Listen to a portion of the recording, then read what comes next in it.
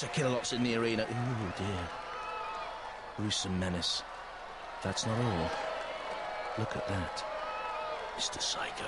3, 2, 1. Activate. Can the unseeded underdogs create one of the greatest surprises in Robot Wars history? Or will Dan Tomkier's impressive run end right here and now? They try a flick, but Razer's already got them gripped with the part bird beak, part reptilian jaw.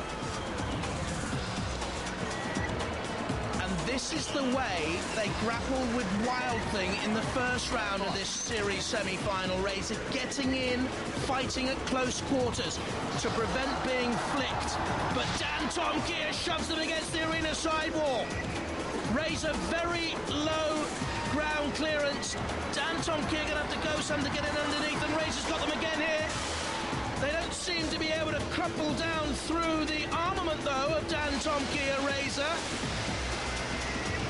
And this is a difficult battle against those Dan Tomkier boys for the reigning champions. I think they punctured them. Yes, they have.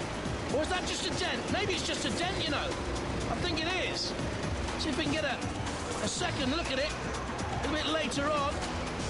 There's Daniel Lambert, the weapons officer of Dan Tomkier, teenager. Razer in underneath. Again, low ground clearance on Dan Tomkier. Named after Michael's 3 children, Michael Lambert's 3 children.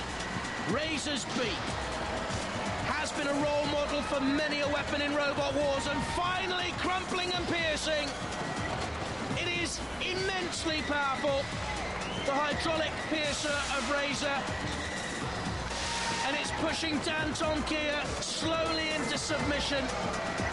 Now, what damage is it doing as it cuts through there?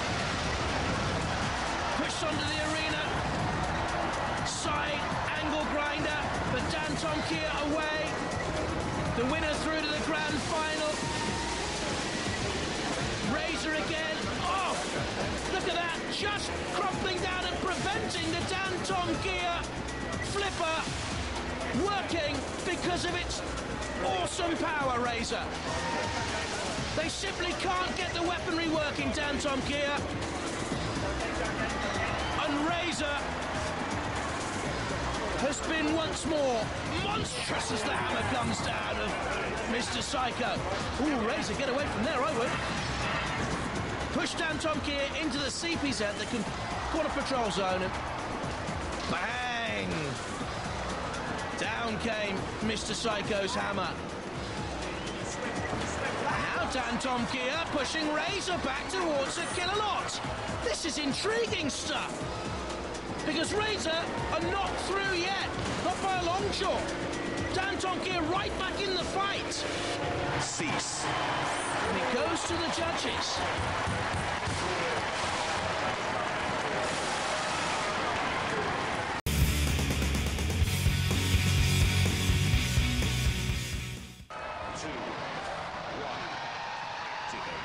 What a dramatic way to start Heat 1 of the Sick Wars with the reigning champions, Razer, there at the bottom of your picture, turning to have a go at Brutus Maximus, but chased into the corner by Raging Reality, getting away, spinning once again into the safety of the arena centre. There, the big, ponderous machine, Brutus Maximus, taking on Razer once again, and Razer trying to get in there on one of the tyres, and what was that being flipped? Wasp went into the air, but look at Razer crushing in here on the tyres of Brutus Maximus, which surely has not long left to survive.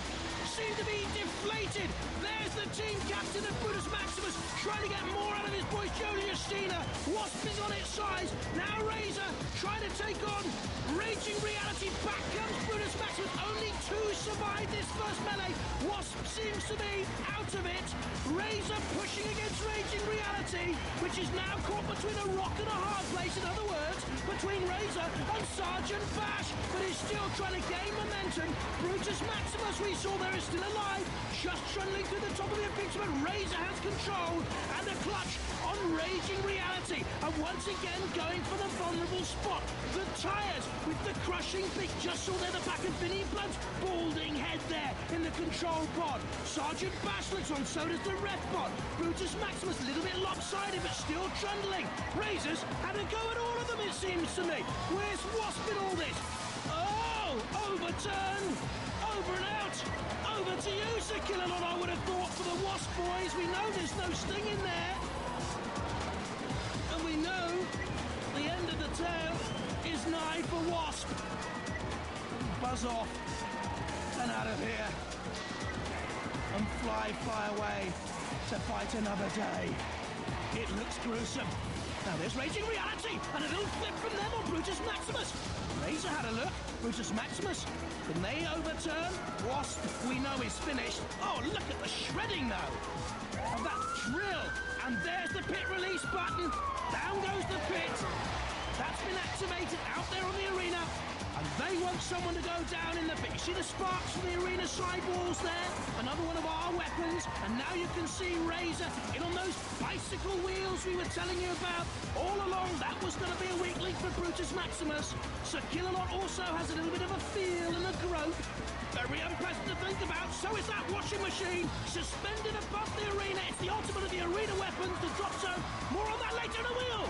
Goes into the pit of oblivion. Off Brutus Maximus. 3 wheels left on their wagon. And they know where their journey's going to end. We're on the flame pit right now. So burnt bicycle wheels. Coming to the arena with wooden bicycle wheels and petrol driven. What were they thinking about? And the ref bot is thinking about the count, and Brutus Maximus from Bradford are heading out. Smiles on their faces, 10 on the clock. They're out, says the crowd. Gone from the 6 Robot Wars battles in this first heat. The mayhem, though, goes on. Razer on Wasp. Down comes that great crushing. You see the holes there? Drilled in Razer. That is to cut down on the amount of weight they have in the arena. Up comes Brutus Maximus, and they're long gone. Raging Reality tossed them out of the arena. I like Raging Reality, Slippy, you know. Seats is cool.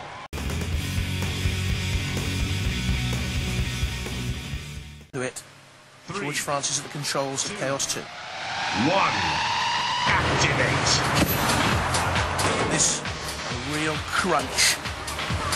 2 robots with a great deal of respect in the pits. Especially Razer for that claw weapon. And Chaos 2 nearly flipping Razer up. Chaos 2 get up to 20 miles an hour. Is nippy, very manoeuvrable, and George Francis is one of the best controllers in the history of Robot Wars. But Razer already puncturing once again the CO2 gas canister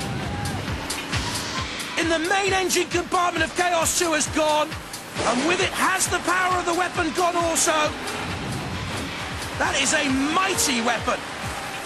The beak of Razer, the squeeze ability.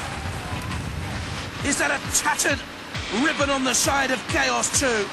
A tattered battle flag, a reminder of previous victories. Because that is all they'll be left with, I'm sure now. Memories of victories in the past. This is dead metal and the circular saw and the great scorpion-like pincers at the front. Now they have Chaos 2, and it is a matter of time. Ooh!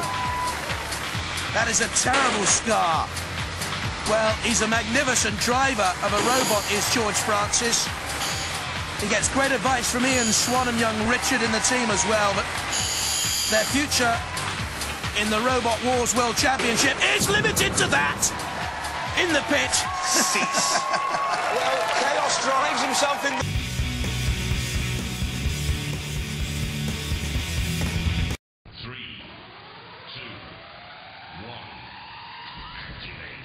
Will this be Razer's championship at last? Quickly onto the attack, and don't count your chickens before they're shredded, demolished. The flipper's going to be no good, the boggle eye's no good against Razer. Razer already picking off the weakest of the opponents. Perhaps Ian Lewis and Simon Scott and Vincent Blood have said, well, Robo Chicken has to be the weakest. Shell and chassis sprung steel, lightweight but tough, but then look, now on the attack on Velociripper. And that body is steel and armour plated.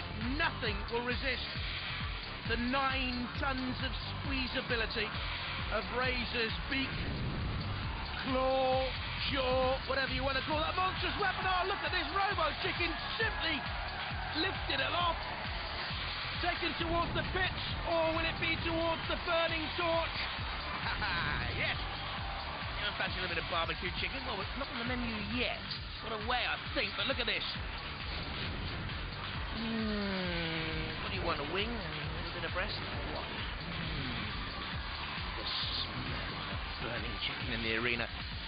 We have long dreams about this in preparation for a series. Oh, let me get back to the reality. Sorry, I was just caught in other things there, but here we go now.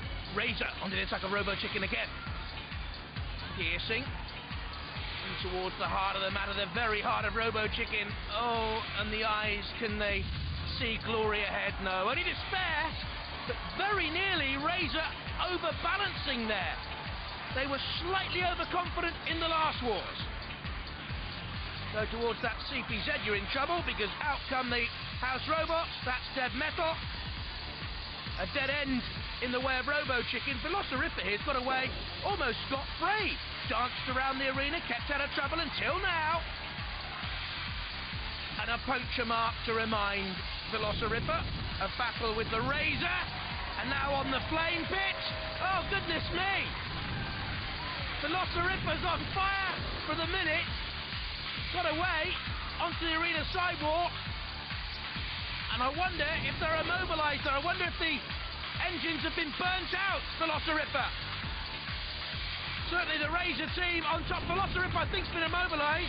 Robo Chicken is still bravely clucking on.